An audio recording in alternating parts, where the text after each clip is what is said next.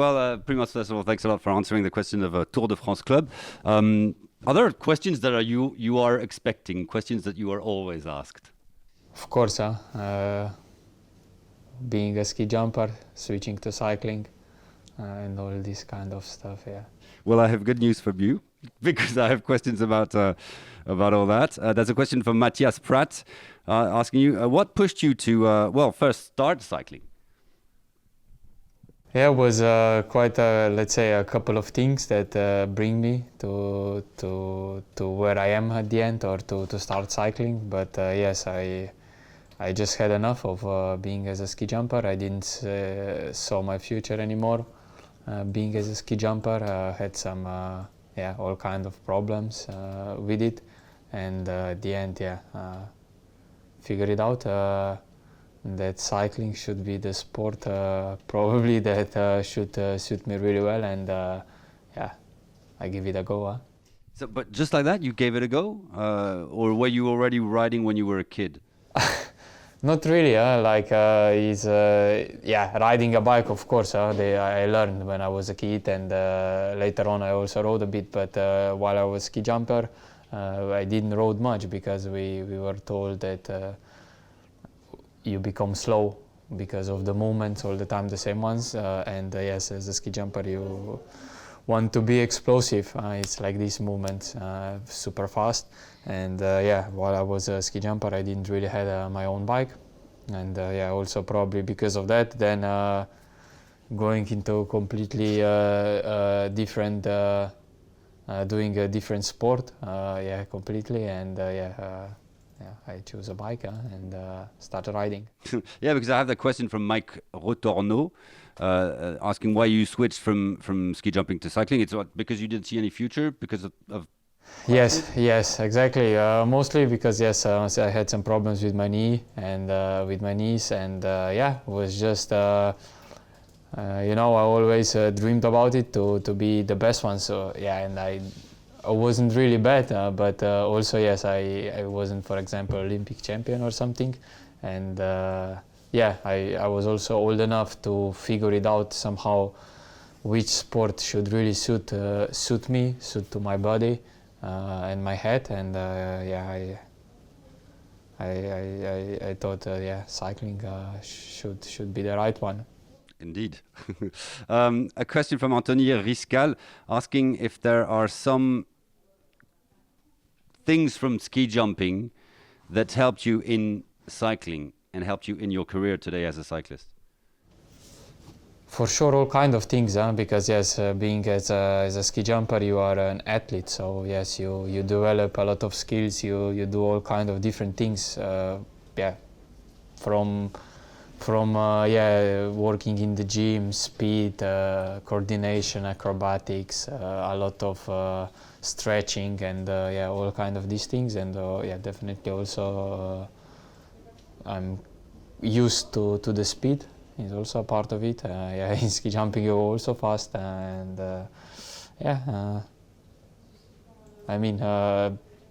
for sure didn't do bad, because otherwise I wouldn't be here. So yes, I'm looking back to that I did definitely a lot of things that I can be happy that I'm at the place where I am. A question from Rock Obiak. What are your first memories actually of watching or maybe following a cycling race, and did you have heroes, your favorite riders when you started following? It's quite a hard question, but because when you are really in one sport, and yes, I was a kid in ski jumping since I was 7 years old, and then you are a bit like that to all the rest. Always in the summer at the coast or holidays, in the afternoon escaping a bit heat, and seeing then the guys racing in France. Well, again, I have two questions. One from Johanna Lipinska and one from Misha Lesh. Do you still watch ski jumping during the off season, and are you still good mates with Andras Pogač and Miran Zupancic, for example? For sure. We are in touch all the time, And definitely I try to follow as much as possible ski jumping. I have, like I said, I grew up with it, and most of my friends are still involved into that sport. So I'm also part of it. Yes. Another couple of questions that might, I don't know if you like talking about it, but you know what I'm going to talk about. La Planche des Belles Filles. Do you mind talking about it, actually? We can talk, for sure, definitely. Well, then I have a question from Thomas Latari. What went through your mind when you lost that yellow jersey at the Planche des Belles Filles back in 2020? Not much. I want to come back and fight again for it. Yeah. So you just come out from a preparation in Sierra Nevada. A question from Luca Jegu. How do you feel at this moment of the year with less than 4 weeks to go for the Tour de France? How do you feel? Ready to start tomorrow, Dauphiné. I mean, we put in some good trainings, and we'll be super welcome tomorrow to start a bit more intensive with Dauphiné. It looks like a hard program now for the next 8 days, and should be the right one to improve our shape towards the Tour. But based on your experience, your career, do you rate yourself now compared to last year, compared to 2 years ago, and are you at the same level? Are you better? Not really, you know what I mean. All the time it's just different, You know, we are 1 year older. All the time you can try to copy to do the same program or the same kind of trainings, but yes, you always have just so many different factors that the outcome is a bit different. So I mean, I did the work that was necessary to do now before the race, and yes, I can be confident to start tomorrow. A question from Annie Perez. How do you prepare for a 3-week race like the Tour de France? You go for 3 weeks on altitude. No, I mean, you just follow the program. Now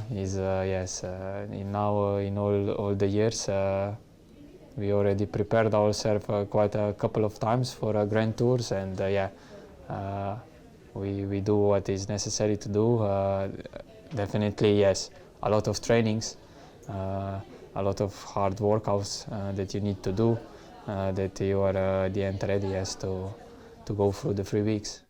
But so how does it work? For example, in March, you see where you are and you say, okay, this is where I want to be in March. This is where I want to be in May in terms of numbers and stats. What?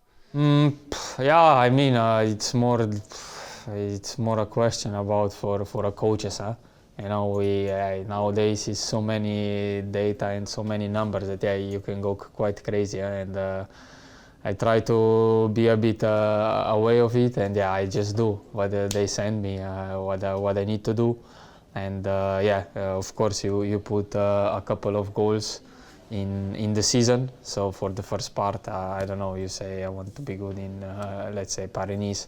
Second part, then yes, try to prepare and build up towards the Tour and Vuelta, and yes, of course the final classics then in Italy. You're an old-fashioned rider. You don't like what? You don't like statistics. You just write like the racing, I suppose. It looks like it. Try to. A question from Nolan Chauvet. What do you think of the course of the 2022 Tour de France? And you believe that you can be a real rival to the title holder, the 2-time winner of the Tour de France, your compatriot Tadej? Yes, definitely, I believe. And about the course is interesting. I think will be fun to watch.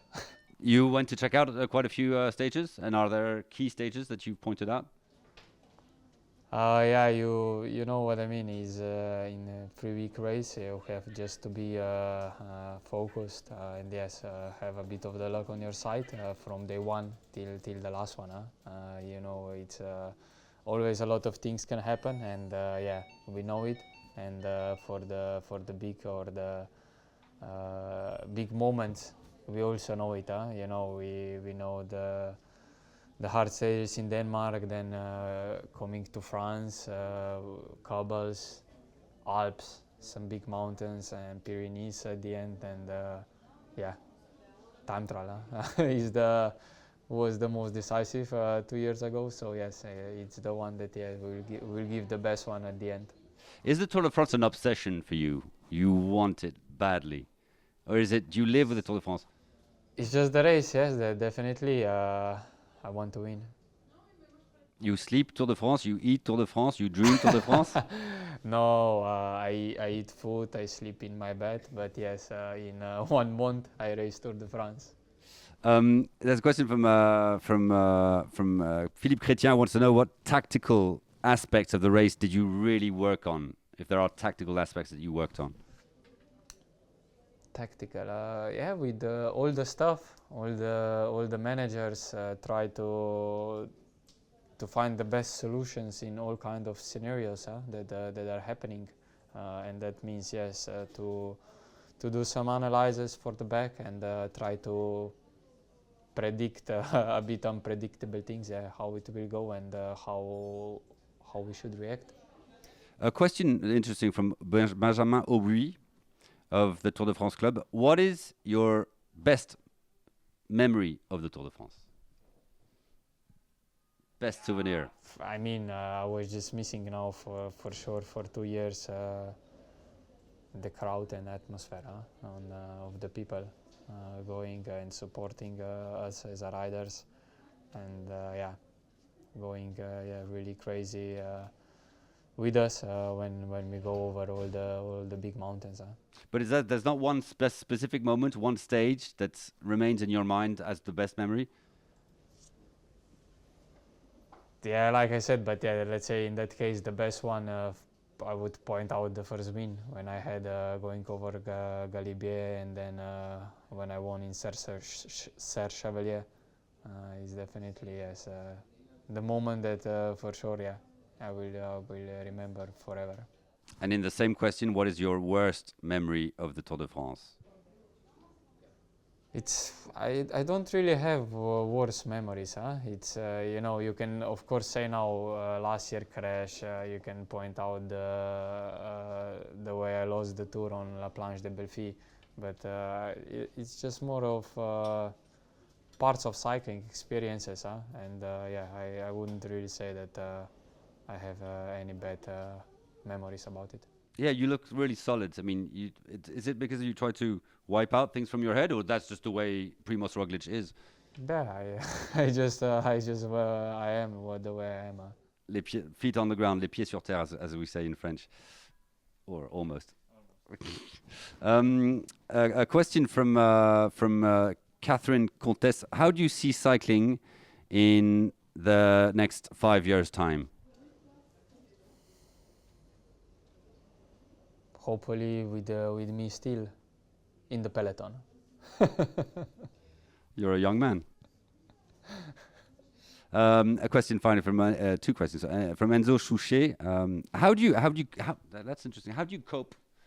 But again, you look super cool. But how do you cope with the pressure, the mental pressure, as one of the favorites of the Tour de France before a race like that? Yeah, just try to stay in the moment and try to keep my focus on the things that matters, on the tasks that we need to do, and when you can do that, you don't really have much time to think about or to with the things that will not really help you at the end to achieve the result that you want. Do you love cycling? Do you love your career as a cyclist? Yeah, for sure. I mean, I never imagined that I would be on the place where I am. So it's super nice.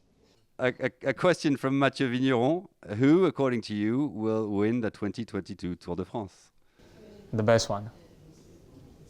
Obviously. Me. Merci, Primož.